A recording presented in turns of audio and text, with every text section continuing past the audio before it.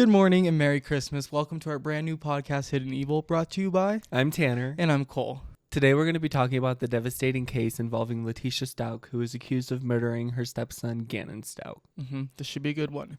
Now, this case actually hits pretty close to home as it has taken place in Colorado, our current state. And let's just dive right in. Let's do it.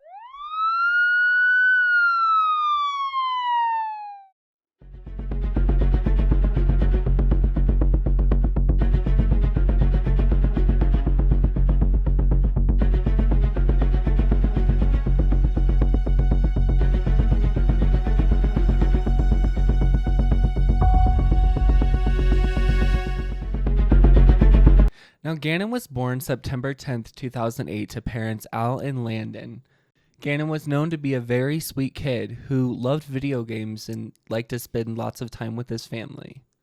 He was also a big brother to his little sister Lena, and he was known to be a fighter his entire life. Now, a fighter his entire life for sure. Gannon was born premature at 1 pound, 6 ounces, with an only 10% survival rate. Now, after being treated in the NICU, him and his parents were actually able to go home. Now, to start, Letecia was born August 4th, 1983 in Myrtle Beach, South Carolina. There is where she met Al, and after dating for a while, they ended up getting married. But due to Al's job, he was transferred to Colorado, and there they moved to Colorado Springs. Now, I want to give you guys a timeline, so we're going to start around January 25th, 2020. Albert Stauch, Gannon's father, is serving in the National Guard, and he's supposed to go to a training held in Oklahoma for 2 weeks. Now, after work and a family dinner, since his mom was in town, he ended up taking her to the airport, but there he slept because he was just going to catch his flight for the next morning. Now, at this point, all the kids are under Letecia's supervision. Now, the next day starts January 26th around 2 p.m. Letecia, Gannon, Harley, and Lena are all supposed to go on a hike held at Garden of the Gods, a Colorado Springs landmark. Harley initially gets called into work, so unfortunately she can't go on this hike with the family. And they allegedly leave this hike early because Gannon starts complaining about stomach issues. But Letecia ends up texting Al and going as far as saying that Gannon actually pooped himself. Wow. And then around 5:48 p.m., they return home. Now, sometime later that evening, there was a candle incident where Letecia claims that Gannon knocked over a candle, which fell over and burned his arm. She then actually starts recording him and starts asking if he did it on purpose, going as far as saying that they're going to have to sell stuff in their house to fix the burn on the carpet. That's insane. And in the end of that video, you can actually hear Gannon say, "I'm just worried about my burns." And then at the very end, Letecia shushes him. We're going to insert a video and let us know what you guys think about the incident as well, because we want to hear from you. I just don't know what to do.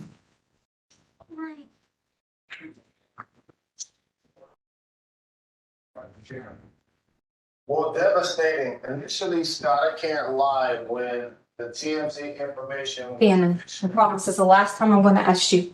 I'm just freaked out, okay? Are you sure you didn't do it on purpose? Okay, we promise. You promise. Pinky promise. Okay, all right, so listen. All right, we're going to have to sell stuff to fix it, okay? So we figure out what we got to sell. We can sell the sofa.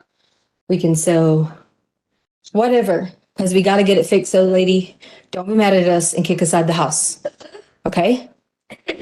You got it? You got it? I'm just worried about my... Okay, shh. Listen. So, Later on shortly that night, Letecia claims that Gannon rubbed the burn that was on his arm and supposedly rubbed it on his wall next to his bed, which caused blood to get on the wall next to his bed. Which makes no sense. Why would anyone pick at their freshly burned wound? Exactly.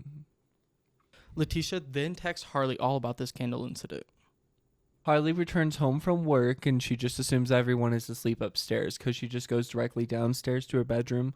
Located in the basement, she does see Gannon sleeping, but she just expects everyone else is asleep upstairs as well. Continuing on January 27, 2020, at 2:48 a.m., pretty early, Letecia texts Al stating that Gannon wasn't feeling well. And then around 3 a.m., Letecia then texts her boss and tells him, unexpectedly, her stepfather got hit and killed by a car and she won't be in today. Isn't that crazy? Yeah. That's like the craziest excuse to get out of work. Yeah. And that's what she went with. Why wouldn't she just say that Gannon isn't feeling well? Exactly.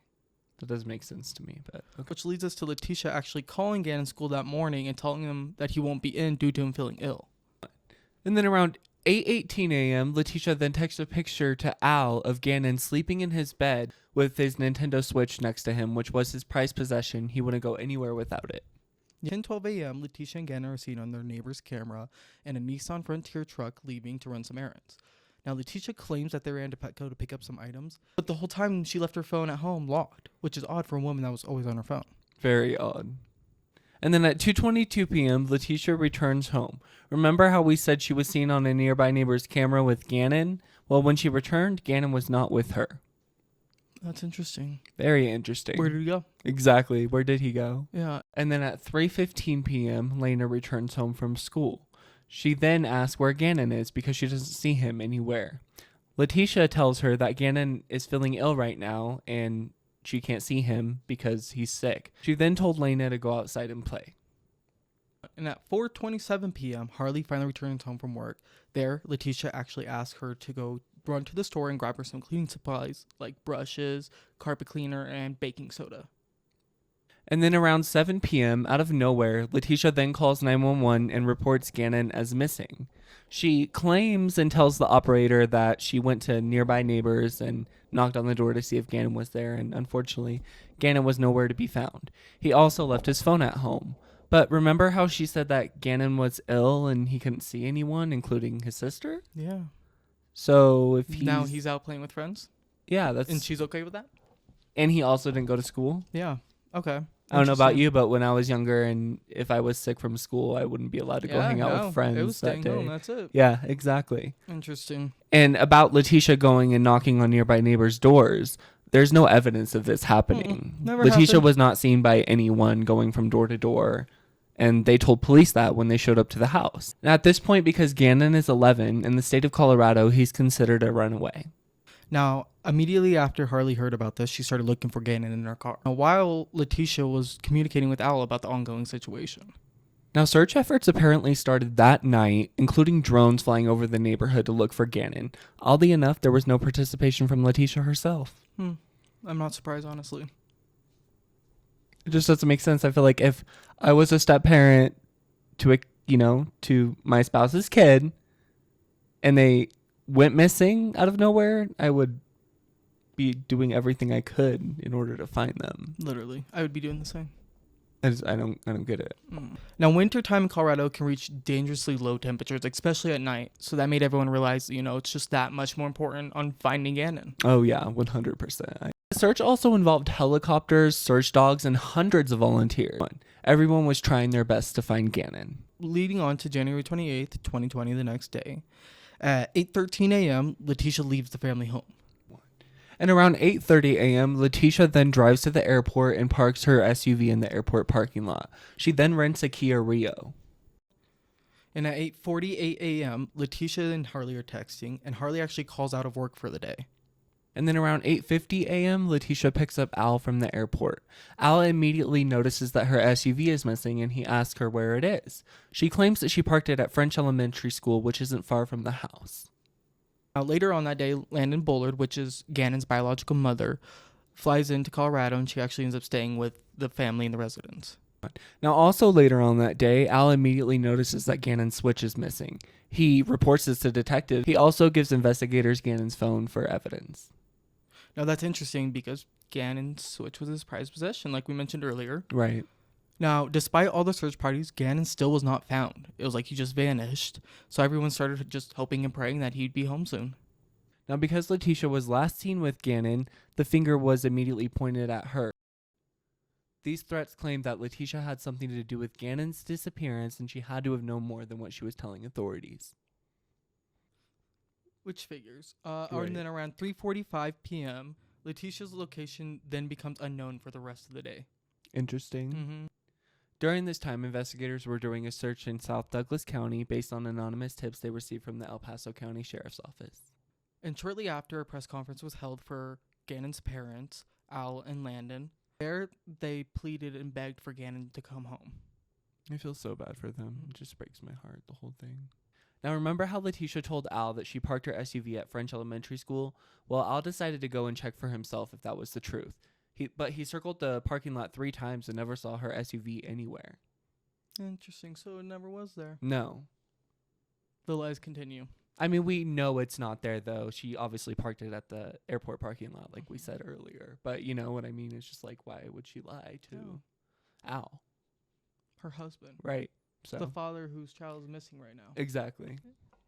Now, leading on to January 29th, 2020, the next day, Letecia then returns the keys at 9 a.m. for the Kia Rio, but investigators did search that car shortly after.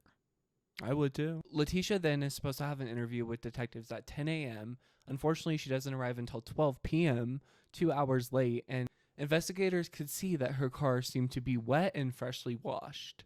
She also asked during this interview if she can take out her notes that she wrote down. Who brings notes to an interview? It's so she can remember the lies she's always telling. Makes sense. Now, during this interview, she actually changed her whole story up of what happened to Gannon. Now, she starts to claim that this guy named Eduardo, who happened to be a carpet cleaner / restorer who she had actually met in the neighborhood. Now, she then claims that she arranged for this Eduardo guy to fix the spot where Gannon had messed the carpet up.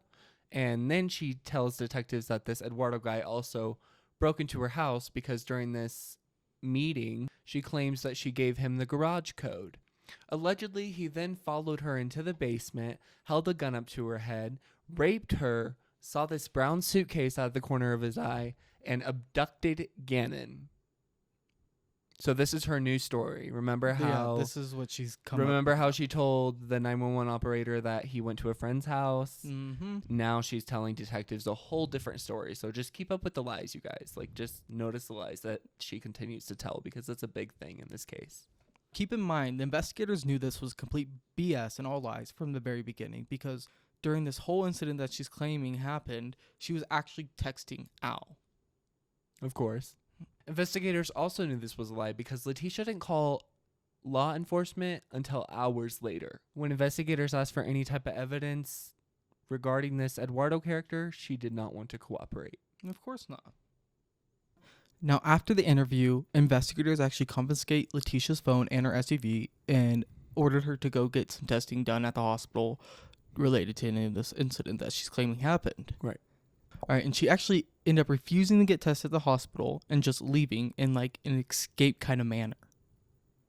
Interesting. Yeah. Now, investigators also found out that Letecia wasn't happy in her current relationship with Albert due to crazy Google searches on her phone between the dates of January 25th, 2020 and January 28th, 2020. These Google searches included things like 2-bedroom apartments in Florida, husband uses me to babysit kids, military singles nearby, just things like that, like crazy searches. We'll put a picture up just so you guys can see the searches. Now, on January 30th, Gannon is considered an endangered missing child. This case now had search parties from, but not limited to, the FBI, the El Paso County Search and Rescue, the Colorado Springs Police Department, and many, many more. Very much more. Leading us into the next day on January 31st, 2020, Letecia gets tired of the death threats that she's receiving online from the community and the neighborhood. She then agrees to do an interview held with the news on one condition: she will not show her face. The news agreed and they held this interview. During this interview, she refers to Gannon in past tense as Gannon was or Gannon would. Have a listen and tell us what you think. We're going to put up a little snippet of the video just so you guys can see as well. She also then asked Harley during this interview if she can confirm that Gannon was home when she returned home from work that day. You are, I am Tisha Stauch, which is Gannon's stepmother. you've been a part of the investigation since the very first time. You were the last person to see him. Is that right? Correct. What did you see when you last saw him? Well, I'm not allowed to talk about anything with the case. I would more so be willing to talk about how the community needs to have faith and continue to work together. And Clarify here, not necessarily crime rates, but the way that people are reacting online to rumors about you with the search. oh yes, wow. The rumors have gotten so bad. I pretty much have been told at least 10 different ways that these people have these conspiracy theories. I guess they watch a lot of law shows and maybe they have all these theories on how Gannon is dead. And that's what they're saying. So I'm like, why are you saying Gannon is dead? Gannon is so kind and he loves to play video games. That's one of his favorite things. He loves Sonic and Mario, and He's always helpful, and he was always so helpful with the dogs around the house, and we have 2 little cute dogs, and he was always like a person I could say, Gannon, can you go do this? And he would do it right away. Sometimes with kids we have to remind them and things like that, and that's okay, but he was so sweet and able to help anyone. He could notice when you're sick and say, are you okay? And such a kind heart. I know you just said that you can't say anything about the investigation, so you can just say so again if you can't answer this, but is there anything we can hear about the hike? Was there a hike? That just seems like rumors right now. You know what? Could we bring my daughter over here? Because she can go and say that, she came home from work after the hike, and she can verify that Gannon was at our home. Okay, yeah, that's fine with me. If she doesn't want to, that's okay, but you're allowed to ask her. Sound okay so far? Yes. I need Harley. Because they want you to verify was Gannon at home after the hike. Because you didn't go to the hike, but you came home from work. Do you want me to just say yes? No, just answer the question. Yes, you came home from work, and you can verify Gannon was at home. Yeah. I told her she didn't have to be too in-depth because she is still, a child. But I want to make sure that someone knows that there's another person to verify that Gannon. Sure. Does she need to hold this? No, that's as so long as she's close. Close. So just stay close. And yeah. Yes, so I came home later that evening. I was at work, and I can verify that he was there that night. So there was a hike that you guys went on, but then you guys came home. Yes. Where'd you guys go hiking? Letecia then made the decision to move out of the family residence and leave Colorado during this ongoing investigation. That's so suspicious. That doesn't make sense. No, not at all. Why would you leave when you're like the prime suspect? And you know that you're the prime suspect. Leading us into the next day, February 1st, 2020, Leticia's getting out of town with Harley. She rents a van at 8:17 a.m. and she loads things in. She has her half-brother Dakota Lowry help her with the moving. He notices she has trouble with a brown suitcase and asks if Letecia needs any help. She says, quote, "No thank you, it just has softball stuff in it," end quote. He said at that point he knew something was up. Well, remember that brown suitcase. Letecia and Harley drive the van to Florida. Now, Leticia's daughter, Harley, states on the way to Florida, she asked where they were going. Now, Leticia's response was that Al turned her over to the authorities and that he doesn't believe her, so that they were going to go start over, and then she asked, where do you want to go? Leading us into a couple days after, on February 3rd, 2020, 7 days after Gannon was reported missing by Letecia, investigators obtained a search warrant for the Stauch family residence. When they arrived at the home, they grabbed multiple bags of evidence from the home. So after all these lies that Letecia was telling, people started to get fed up, including the authorities. That's when they started monitoring her phone calls and her messages.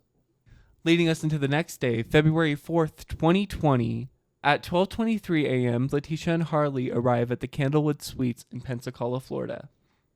Harley says that they checked into the hotel and went to sleep shortly after, but the next day they were already on the road to South Carolina. 7 days after they leave the Candlewood Suites in Pensacola, Florida, Letecia issued the following statement. Quote, "First and foremost, I would like to thank all agencies, volunteers, and community members who are working diligently and praying endlessly to bring Gannon home safe. Thank you to my husband who has stayed strong through this and protected our family to the best of his ability and our immediate and extended family members throughout the East Coast. To Gannon, please come home soon because your daddy is waiting to watch the new Sonic movie that comes out this week, and the cool t-shirt I got you to wear to the theater is in your closet. Social media has been devastating from the harsh comments, speculations, threats, cyberbullying, etc. It has been a challenge when people are trying to run you off the road, waiting outside your hotel, threatening to kill you, etc. I encourage the sheriff's office to take down those pages that promote negative behavior and violence. Let's do what Gannon would do, be kind to one another. We all have engaged in something crazy online at some point, but Gannon would want everyone to get along and to focus on finding him. I know that many people have kids and are invested in this because it hits close to home for them. I would like to think that overall most people are genuine and want to do everything in their power to find G. With that being said, please take a step back for a moment and let me explain to you a few details that were not released. For example, just like the video that was leaked, there are additional details that were hidden due to 1, the department doing its job. 2, the effects of social media and how some individuals would criticize or hinder the investigation. I chose to listen. I didn't leak videos or information, but at this time it's getting later in the process and we just want Gannon home. I feel the need to fill in some gaps. Now let me stress this. Police have known this since the first interview. Saturday night, G was helping me unload in the garage and cut his foot because there are a lot of tools because Albert does woodworking. He sat on the edge of the car and we bandaged up. He was good to go. He always loves helping his dad in the garage build things like his Lego tables and the flower pot they built for me as a gift. After this, I noticed G kept going to the side of the house. He told me he was checking to see if the gate was locked because he was the only one with the gate key. It made him proud to be the man of the house while Albert was away. Fast forward, we did a hike on Sunday, cleared, and shopping on Monday, cleared as well for him getting out of the other side. Please don't think for a second that there isn't enough of technology to determine shadows and movement around the truck. There was also proof from my phone that we had taken a selfie in the truck in our driveway that was time-stamped. We always send pictures to Albert when we are out and about and when he is away. That can be scanned for actual time verification. Last, from day one, the sheriff's office has known a description of the person/friend whom Gannon left with. I explained to them and provided evidence they had information about G having the key to go out of the side gate. Last, they have more in-depth details that go along with this, pointing to who sent the person or why he may have come. Again, I repeat, they have had this initially and I was asked to keep quiet about it so they could have the best shot at doing their job and bringing G home. The last thing that they need was a hindrance to their investigation. I encourage you to think of any suspicious cars that may have been in the area watching a few days prior and keep praying for G. Letecia Stauch. Now let's talk about that statement, okay? First of all, why did she release it? You know, why does she sound like she's so She defensive? sounds so defensive. Exactly. Like she's like, all these pictures are time-stamped. And then why the story of Gannon cutting his foot in the garage? Was it because she knew that they were probably going to find blood in there during the lab investigation? They're probably going to find blood on the car. Yeah, most likely. Well, we want to know what you guys think, so please leave a comment down below. Now let's go back to that surveillance video that was seen of Letecia leaving in the truck with Gannon that one day on January 27th. Neighbors clearly pointed out that Gannon looked like he had been drugged because he was struggling to get in the truck and Letecia had to help him. Because of this, immediately the finger was pointed at Letecia once again for having to know something to do with Gannon's disappearance. Leading us to February 18th. Now, by this time, Harley and Letecia have left Florida and they're already on their way to South Carolina, which the FBI does know. This is something crazy. Letecia reached out to a website called fakepolygraph.com, which is usually for entertainment purposes. The questions that she asked were kind of scary, and we'll put a picture up on the screen so you guys can see them for yourself.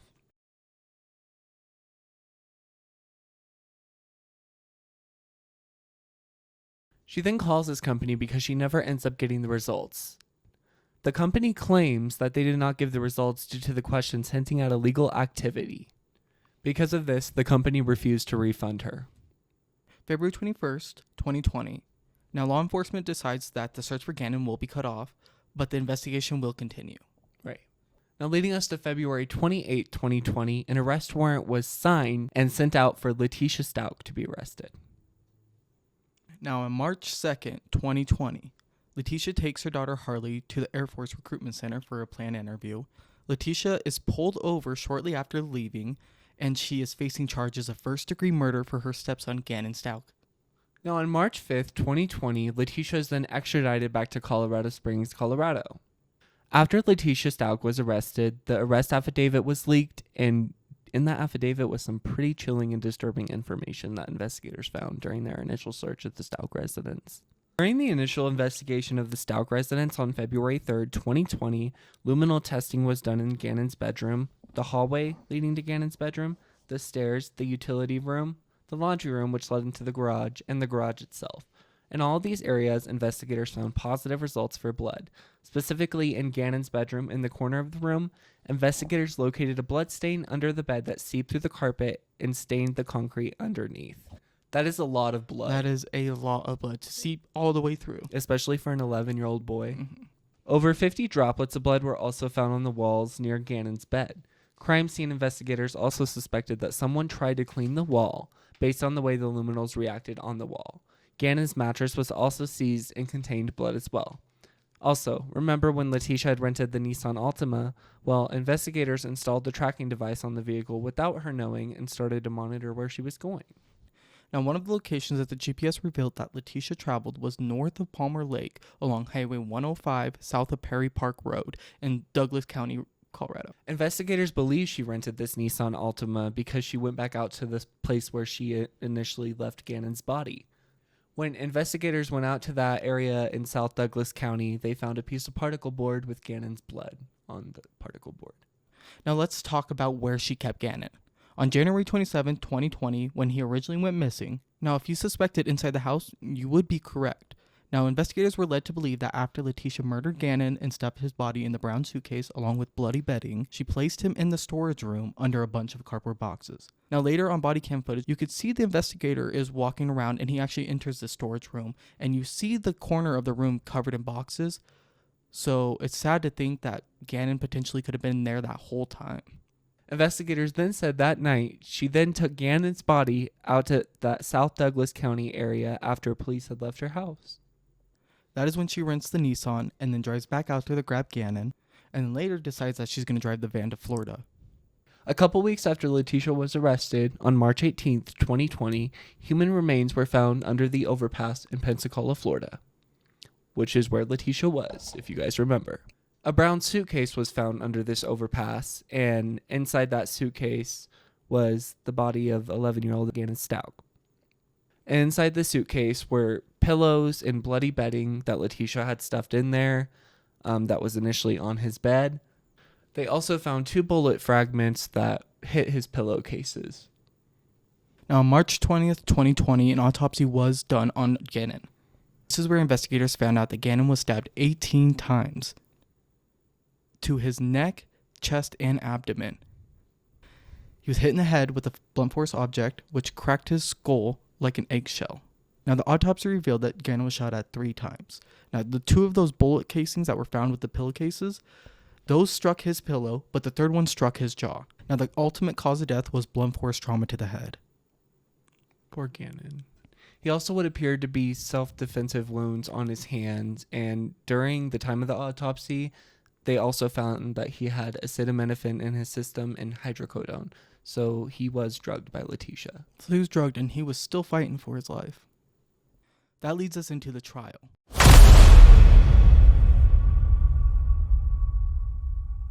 Now, this trial is going to be about if Letecia was in the right state of mind when she killed Gannon. Right. It is the reason why she killed Gannon. Now, we already know she killed Gannon. She claims that she suffered from a psychotic crack. Prosecution calls Kevin Clark to the witness stand. Now, Kevin Clark is the director of crime strategies and intelligence of the 4th Judicial Attorney's Office. Now, during the time that Gannon went missing, Clark was actually on force with the Colorado Springs Police Department. He was assigned Gannon's case on February 1st, 2020, and he basically just goes over all the evidence that we just shared with you guys when he's on the witness stand. Now, get this. Her attorney actually claimed that this was all due from sexual abuse that she endured as a child. However, no one is blind, and all the evidence just points directly towards Letecia being a cold-blooded killer. Prosecutors said due to the extent that Gannon's injuries showed that she had to have been mentally competent during the murder. I mean, if you think about it, she tried to shoot him 3 times. 2 struck his pillowcase, 1 struck his jaw, blunt force trauma to the head. And stabbed 18 times. Like, she overkilled this poor little boy. Mm-hmm.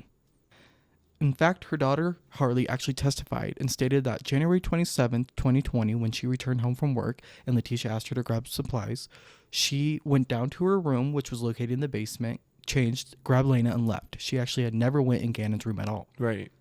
Hold it. She also said that her mom kept her from smelling Gannon's body by turning the AC on all the way and giving the dog CBD gummies to keep him calm and sleepy. What a whack job. Now, Al also testified on the stand against Letecia. He claims that during the time of the murder, their marriage was not doing well and Letecia always wanted to live above their means. He said, quote, she wanted to be exactly like Kim Kardashian. Now, during the trial, a recorded phone call between Al and Letecia was played. During this phone call, you can hear Letecia gaslight and manipulate Al by telling him a bunch of different stories. Now, through this, you can start to hear her voice get screechy as the lies just continue. Now, at this point, Al's just getting frustrated. He just point blank asks her, did you kill Gannon? Which, honestly, I would at that point too. Yeah, same. This is when Letecia starts playing victim, saying stuff like, I can't believe you would think that. Now, during this whole thing, she's crying, so it's hard to understand what she's saying. Investigators believe that Letecia really thought she had everything figured out. To investigators, this is what happened. On January 27th at or around 2:41 p.m., Letecia went into Gannon's room when he was sleeping and brutally murdered him. There were signs of self-defense wounds on Gannon's body. She stuffed him and the bloody bedding into a brown suitcase. She then had Harley go to the store to get the cleaning supplies to clean up the crime scene. Harley did as she was asked, and once returned, Letecia got to work. On the morning of January 28th, Letecia got the brown suitcase and put the suitcase in her car. She then drove to the airport and parked her car and rented a Kia Rio so she could pick up Al. At 3:45, when her location becomes unknown, she drives her SUV to South Douglas County and drops the body of Gannon and goes back home. On February 1st, she then drives back up to South Douglas County early in the morning to get Gannon's body before heading to Florida with Harley. Once she gets to Pensacola, she checks into the hotel, and while Harley is sleeping, she dumps Gannon over the bridge. She then goes back to the room as if nothing even happened. Her and Harley then drive to South Carolina, where Letecia plans to start over. Now, on Monday, May 8th, 2023, Letecia was found guilty of first-degree murder. She was also found guilty of murder of a child under 12, guilty of tampering with the evidence of a deceased human body, guilty of tampering with evidence in the death of 11-year-old Gannon Stauch.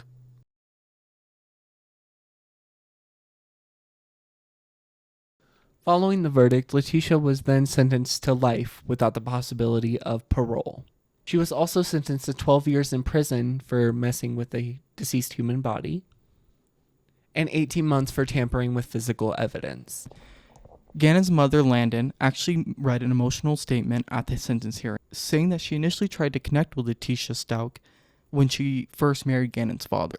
Now, Landon said in her emotional statement, quote, "Mother to mother, I trusted her with my children," end quote. Landon then went on to say Letecia can't love anyone but herself, and she is incapable of caring for another human being, let alone a kid at this point. Landon said, quote, "She had everyone fooled, when all along she was the one who was hurting innocent children and the one murdering my son." Landon also said in her emotional statement, quote, "Gannon will always be my son, and that will never be taken away from me." Remembering when Gannon was only 1 pound and 6 ounces and fought for his life to survive when he was born. Now, Al said, quote, "I would have never left you home alone with a murderer and the person who could be the last one to see you alive." Now, the trial lasted about 6 weeks. She immediately started serving her sentence at the Denver Women's Correctional Facility. The latest update we have on Letecia Stauch is that she was transferred out of state to a Kansas prison facility. When asked why Letecia was transferred, CDOC said, quote, "CDOC utilizes interstate transfers to manage our population and to best protect the safety and security of our facilities," end quote. Now, with that all being said, this case is quite insane, and it does hit pretty close to home to us. Absolutely. We do hope you guys enjoyed, and we do really want to hear your opinions on it, so feel free to put those down in the comments.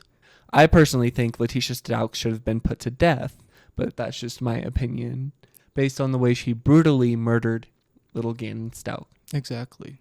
Now, it's just crazy to think that the person that you think you could trust the most, ended up being the person that he should have feared. Yeah, absolutely. 100%. After that being said, we want to thank everyone for listening to our very first episode of Hidden Evil. We want to know what you guys think of this whole thing. And if you guys want to add in any other cases that you want us to cover, feel free to message us on Instagram or comment down below.